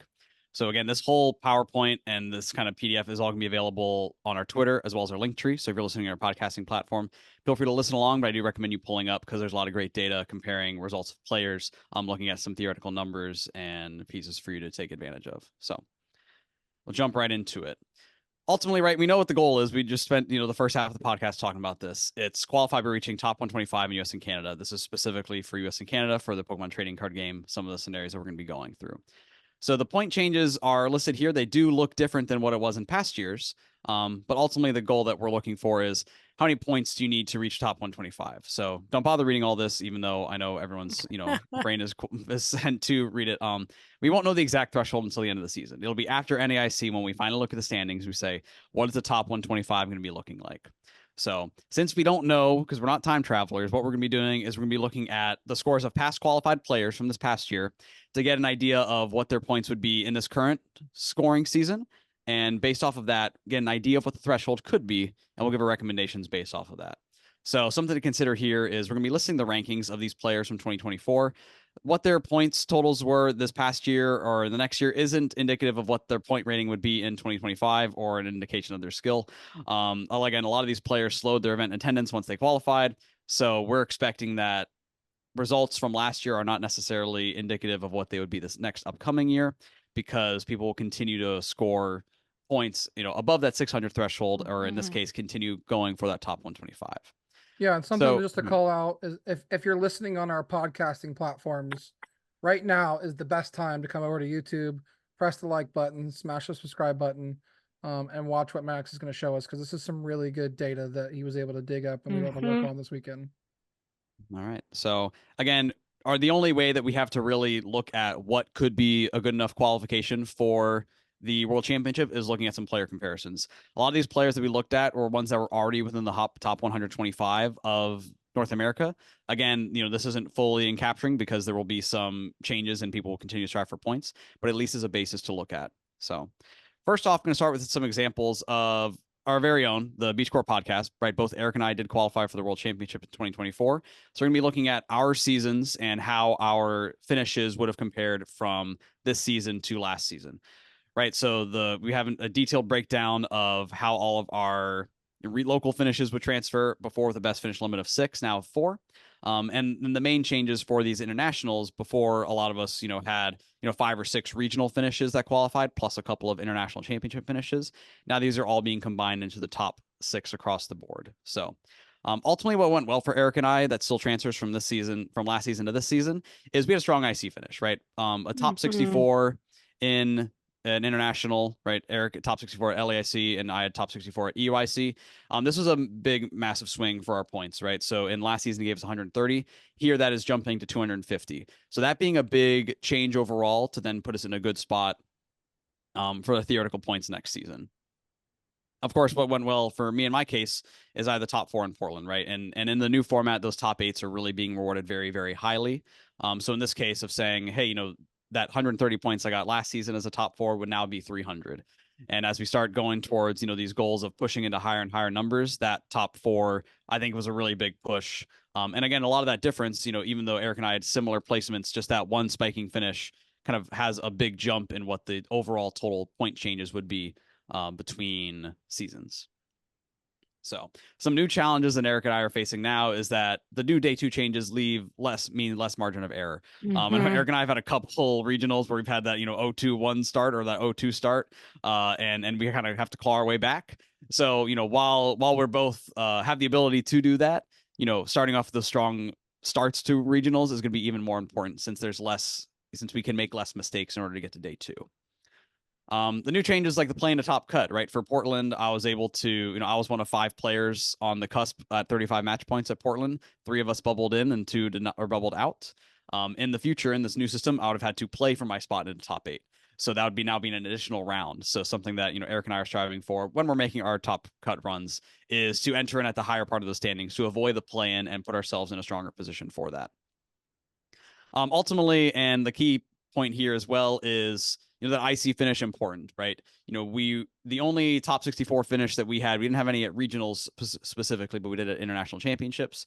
At a top 64 to regional, we're paying out 100 points, and top 64 at IC, we're paying out 250 points under this new system.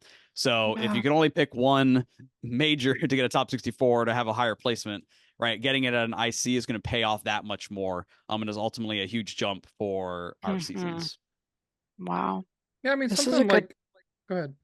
No, I was saying this is a great illustration for someone like myself who earlier was like, wow, 1,000 points feels like a lot. But right.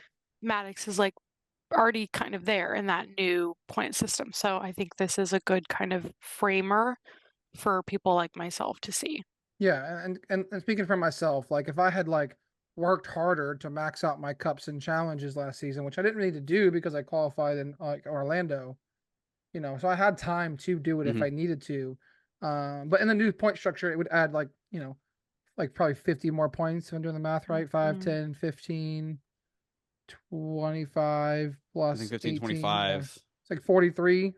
Yeah, like 40 points on the table Yeah, so type of thing. It would put me up to 970, right? And we'll talk about this in a little bit, but I think Maddox and I have kind of decided that this season if you want to feel safe in North America. Well, don't spoil it. Don't spoil it. Don't spoil it. We'll get to that in a second. Don't spoil it. Don't spoil the number. I'm not gonna spoil the number, but anyways, we have a target in mind that we want to reach and to kind of we somewhat feel safe, at least as of now. It will change, like Abby said, it's a moving target this year, but as of now, we have a set target in mind, and we'll talk about that in a second.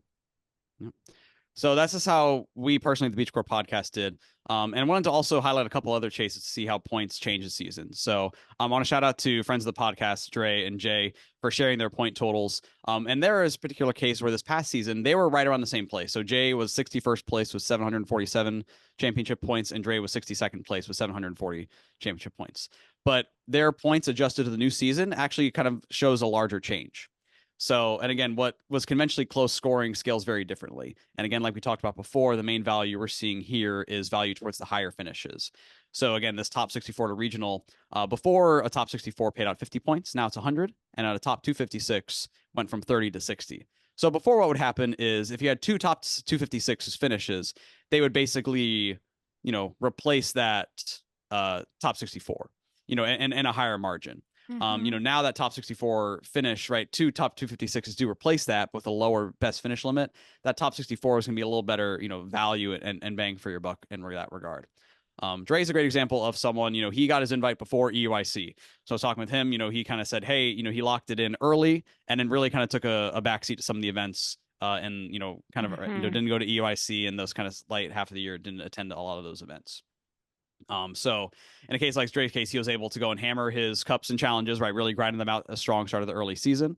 And that's kind of where we see some of the makeup of differences between Dre and Jay's points were around these local finishes where Jay did not, prioritize, taking care of all of those points like Dre did, but again, was able to instead focus on some of those stronger finishes. Jay had a couple of top 16, some of those stronger top 64 runs, which really here plays into massive point differences between events. Yeah, this is really telling of how indicative it is of the scaling of the points, like as they scale upwards. I mean, like you said, Dre and Jay were 61st and 62nd on leaderboard this year. And you're looking at 2025. If we had done that, you see that the point difference now is 155, right? And that's just because of those top 16 finishes that Jay was able to get at the ICs. So that's where it really it really shines. So like those deep runs are so rewarded now.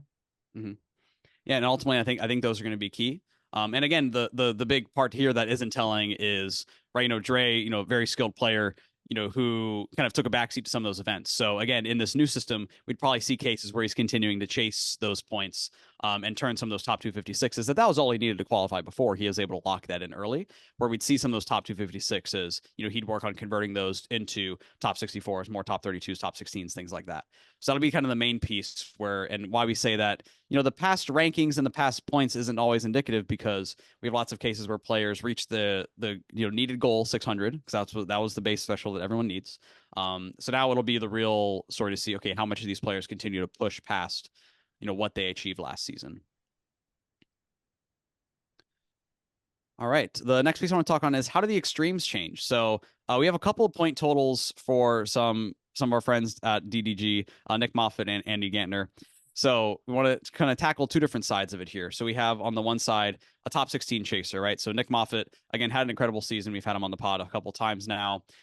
He had 2 top 32 international championships and 2 top 8s and a top 16, right? So phenomenal season overall. He finished at 9th in North America this past year. So when we look at the total of points, he had 1,100 this year. That same finishes scaled up to next season would be over 1,600 points. So if you're someone who's chasing that, top 16, right, this is probably the threshold you're looking at. You're looking at that 1,500, just like kind of almost absurd, strong finishes. But also, again, someone of Nick's skill and Nick's performances of this past year, he can look back and say, hey, I have comfort in my strong event finishes, where he's in a spot where, and sorry, some of the numbers here are incorrect. I'll fix that for anyone looking at things later on the PDF on our link tree.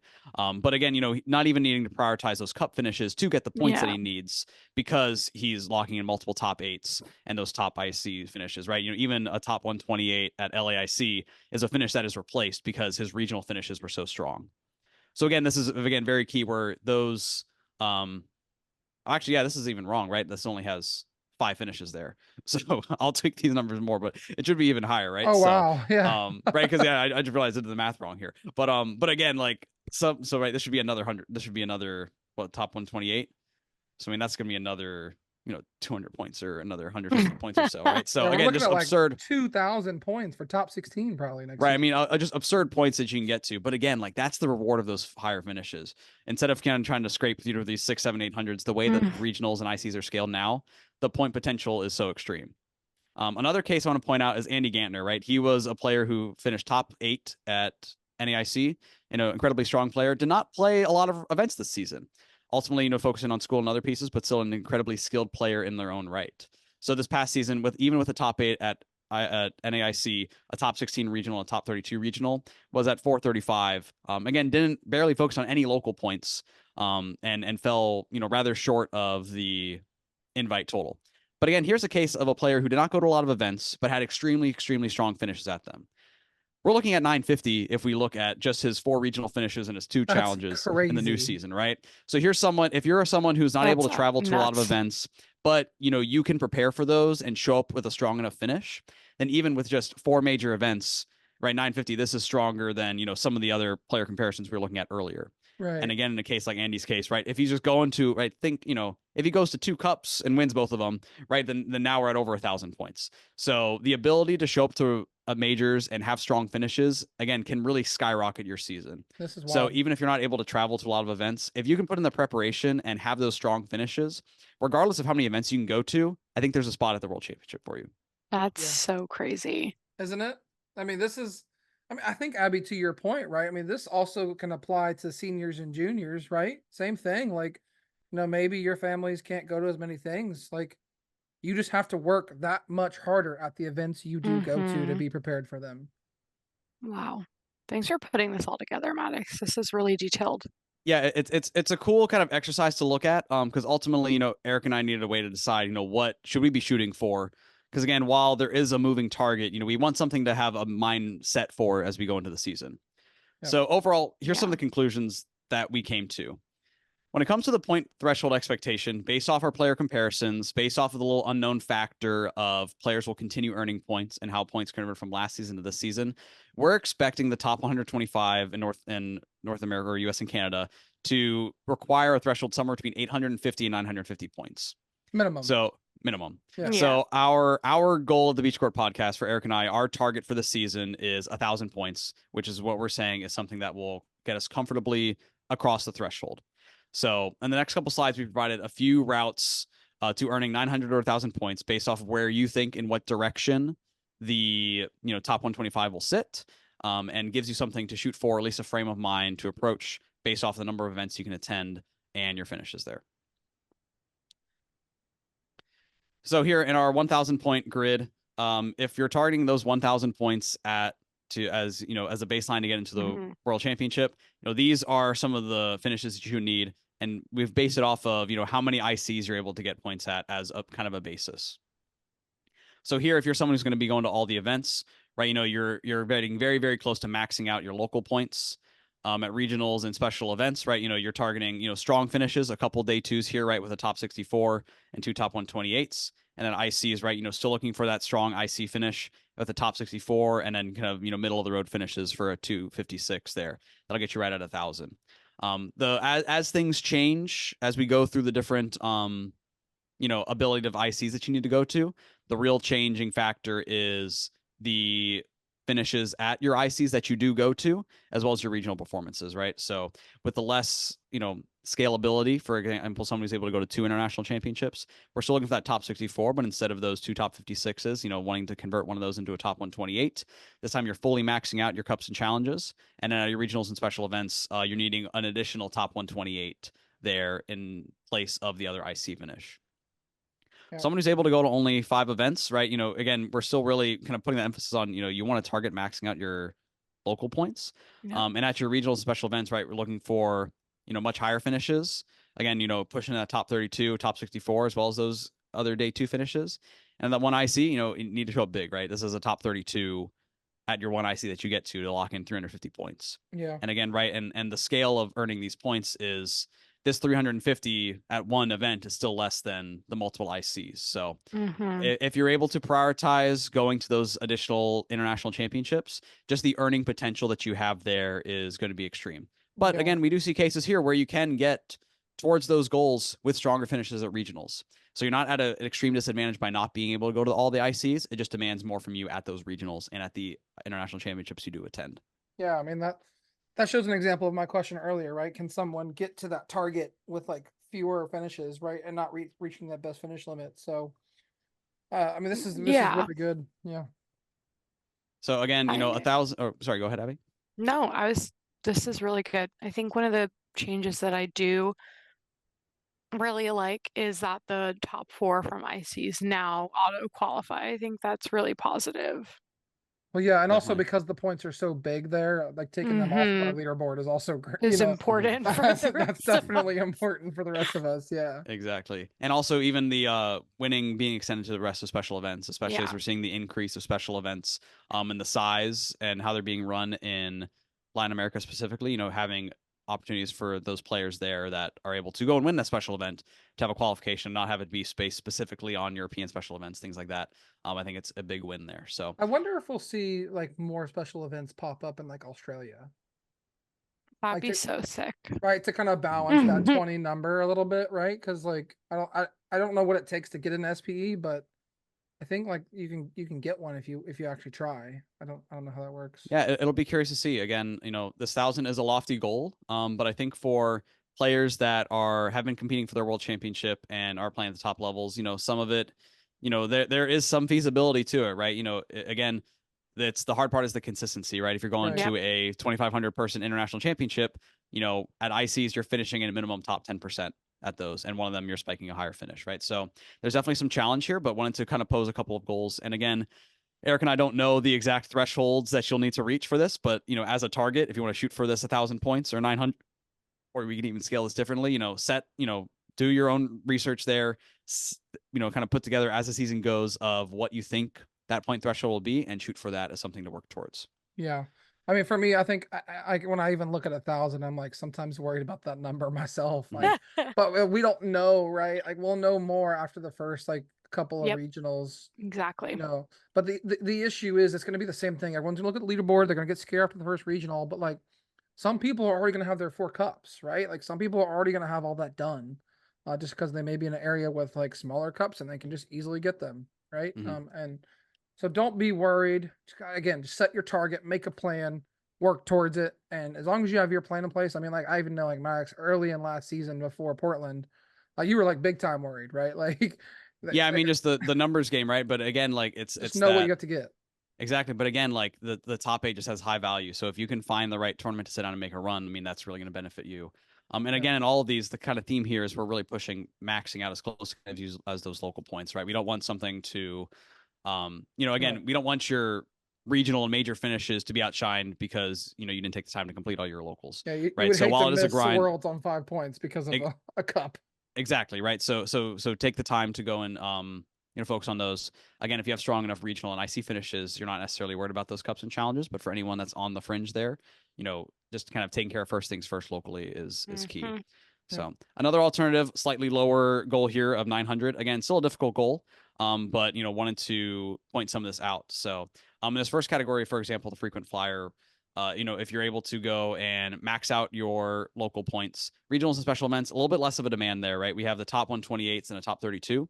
Especially if you're able to mix in a special event or something like that, then you know maybe at a smaller tournament, some of these goals become a little more achievable. Yeah. And again, right, that ICs, you know, we're still needing that. You know, if you're going to 3 of them, you still kind of need those stronger finishes of that top 20 of that top 10% at those ICs. Anyone as a mid-range traveler, right? You know, if you're going for that 900, you know, you have a little bit less of a demand on those ICs. You're no longer, you know, saying, hey, we're recommending that like top 64 placement, but you know, it is showing up stronger at those regionals and special events that you do go to. When it comes to the budget competitor, again, you know, we still have a strong demand on those ICs. And then when it comes to the regional points that you are attending, right, we need some strong finishes there to overall balance things out. So the rest of the information is the same here. 900 points, you know, we again, we don't know what the goal may be, but a couple of these are something that you can target and use as a, you know, something to kind of work on in the back of your head of these are the types of finishes required to reach these point thresholds. And depending on where you think it's going to go, you know, you can adjust that. Okay, maybe you're saying, hey, I can finish stronger than IC and then have a little bit, you know, less strong finishes at regionals, right? You can balance these numbers out from there, but want to provide a framework to you as something to base it off of. I love a framework. Yeah. What are your thoughts, Abby? Do you feel like it's doable from your perspective? Yeah, I definitely think if there's anything that I've proved to myself over the last, season, even though I only really competed for half a season, is that if I really try, I think a lot of it just has to do with how comfortable I am with my deck as well. For me personally, like these numbers don't seem that far off to reach. I think when the news first dropped, it was very jarring, kind Right. of the switch. But this kind of data that Maddox has put together for someone like me who really does need like a hard number, it's easy to look at this and say, okay, if I just need to hit 900. And then if I'm hitting all of these and checking them off as I go, then I can kind of push for that 1000. I think this is great for players like myself that need to kind of have a framework and peace of mind on how I can realistically achieve my goals. Yeah. And I know like some of since the changes have come out, everyone's like, oh well, now it's even more pay to play. You know, if you can go to all three ICs, then you're just gonna have I that mean, much better yeah, edge, right? But like these graphics kind of show that like that's not the case, right? yeah, Like yes, the ICs have good points, but like last season the thing was people going to ICs and just getting 256 or 512, right? The value is not at those finishes. Like, yes, if someone goes to all three ICs and they make day two at all three ICs and they get top 64, well, yes, they're going to have a leg up on the competition, but that's because they performed well, right? If yeah, even if they're going and not getting these great finishes, we're seeing that like you can compete with someone that can go to all everything. yeah. My only Multiple thought with ICs. that is like, those people, I guess, just have a wider safety net. If maybe they're able to go to all three Sure, ICs and they don't do as well at Sao Paulo, but then they go absolutely hit the nuts in London. They just have a wider safety net than sure. people who don't, which it is what it is. But I think that this kind of puts that framework, like you said, that you don't have to go to all three ICs. If you go into all of these events feeling good about your deck, knowing what you're doing and like your game face on, ready to go, and the game just works for you, then you're gonna be fine. Yeah, there you have it from Gholdengo's Strongest Warrior. I mean, she's telling you that it's doable. Like, don't it's not doom and gloom, right?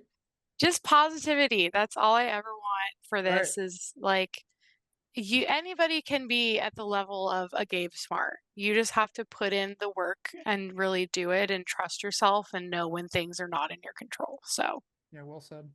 Yeah. yeah. Ultimately, the time that you're spending Yeah. and the events that you do go to, if you're able to go and focus on those finishes and have quality finishes there, that's really what's going to be key. Mhm. Again, we're not going to go on here and say it's easy because I don't think it's No. easy. I think it's going to be tough for the people who have done it before. But again, just having something to shoot for and knowing that if you commit to a process, if you commit to strong decks and making, the best individual plays that you can as you go into an event, then it is possible, and there's a framework that's here, and it's you don't need to go and Mhm. get top 8 at every event or something like that. There is a middle ground where you can have some strong finishes and still get the points that you need. This is really insightful. I think this is going to be good for the community to see Maddox. So, Yeah, hope everyone's much enjoying it and props. sharing this around. So, and the one point I do just kind of want to continue to hammer home on is the value of a top 8. So a top 8 run can really have a massive impact on your season in this upcoming season. Before the changes from a top 16 to a top 8 was, I think, just 20 points. Here, top 8 from top 16 gets you 120 more Crazy. points. So I want to kind of point the story of two players here, right? We have player 1 and player 2. They have identical, solid, strong seasons, except player 1 has a regional top 8, and then player 2 has that regional top 16. So when it comes to the total number of points that we're seeing here, we're seeing a swing of that 120 points. Given the thresholds that we've just talked about, of that, 850 to 950 being a goal, we have goals at 1,000 and 900, right? I mean, I think in some regards, this top 8 run, if, player 1 converting this top 8 over player 2, this could be the difference in getting an invite. Just, Mhm. based off how that finish ends up and if you're able to make that top 8. Yep. So again, if you're able to push for those top 8s, that's what I'm saying. It's harder to get in the top 8 now just because there's no kind of resistance bubble, but more people have a chance. So if you have the right event for you, if your deck's well positioned, if you know it inside and out, and you've been putting in the time and say, hey, this is the event Yep. I'm going to make a run, I think that can greatly impact your season and really be impactful and really the decision maker in you getting your invites. So I just kind of want to, show this example as a way that that top 8 is such a huge impact. And again, really encourage people to go for it. It's not going to be easy to qualify this year. Before it's less of a goal. There's more uncertainty going into it. But ultimately, if you are able to, if you have the time to go and practice and put that process together and really commit to strong finishes at the events that you go to, then you'll be able to see, these really strong finishes. Yep. And we'll see you in wherever Worlds is next year. Hopefully somewhere good. Yeah. And again, the details to all of this, if you're watching, is going to be on our link tree scanned here as well. Anyone wants to kind of reference the data for themselves, I'll be making any updates or tweaks to it as, we hear some edits. I already called out some edits of that. Nick Moffat's points in this current season would actually be even more than it was listed on here. So, but again, feel free to reach out to us at BeachCourtPod on X and Twitter to kind of discuss these numbers, or reach out to me personally at MaddoxTCG. We'll be kind of talking about these numbers and, provide some of the insight, and hopefully it's a helpful guide for you to, as you go and decide on what your season will be looking like. Yes. Yeah, super insightful. Thanks, Max, for sharing that with us and working on that. Yeah. It's going to be great for all of us to see. But I mean, this podcast episode was very long. Thank you everyone for sticking through with us. But we wanted to give you some really insightful data. That way, you have the ability to make your worlds run if you so choose so. And if you don't, that's okay. Like, just it all, I think Abby had said this, and I want to hone on it. It all starts with you and your mindset, right? Like, if you put your mind to it and you practice and you work hard, you can get there no matter what the circumstances are. Like, it's a competitive card game. Like, that's just the point. Like, that's just what it is. Like, making worlds should be special. But Abby, thank you so much for joining us. It was great having your insight on this episode, and we hope to have you again sometime. But until that time, where can people follow you and what's going on with you? Yeah, so you can follow me on Twitter at Abadazzle, Abba like the band, dazzle like a sparkle. I would love to, if you see me at a regional or an IC, I might look like I have RBF, but I'm probably just in the zone. So Got come headphones say on. hi. Yeah, come say hi. I love to meet people. I think it's really cool to just see the impact that things like this have and make people feel good about it. But I also hope to get my Etsy shop up and running and kind of edit it. I've taken a bit of a break after making over 50 orders in 4 days for NAIC. So Pokey Dazzle will be up and running again for you to get all your little markers. I have one on my desk. So I have been so grateful to everyone that supported me there, and I love just seeing you use them and all the fun different design ideas you come up. So I promise I'm working to get that back up and running for the new season. But really, if you see me or my husband, we're usually together, just come say hi. I love to meet people, and big thanks to Eric and Maddox for having me today. This was fun. Yep. Yeah, but that's going to be it all for this episode. We'll talk to you in 2 weeks. Our next episode is going to be our 1-year anniversary. My gosh. I've got some big plans that we're trying to work towards. So stay tuned on Twitter, especially those local in our community. We want to celebrate with you. I'm hoping to do a live recording at Nakama. That'd be fun. That's the goal. So if you're listening to this episode and you're local to us, or even in Orlando or whatnot, come hang out with us at Nakama. We're gonna have a good time. I got to work on logistics and getting that together the next 2 weeks, but that's the goal for the next episode. But our next episode will be our 1-year anniversary. Thank you so much to everyone who listens to this podcast. Please drop a comment below, like, subscribe. It really helps out the channel on YouTube and help us continue to grow. But until next time, we'll see you in a couple weeks.